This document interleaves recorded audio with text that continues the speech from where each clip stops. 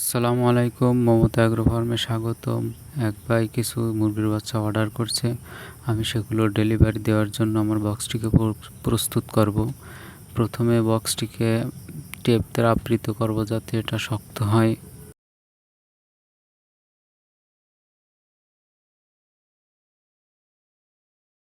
এখন আমি বক্সটির চারপাশে কাঁচি দ্বারা ফুটো করে দেব যাতে এটা নিঃশ্বাস চলাচল করতে পারে।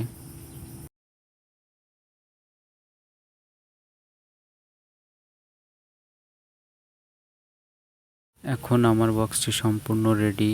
এখন বাচ্চাগুলো ধরে আমি এর ভিতর রাখবো।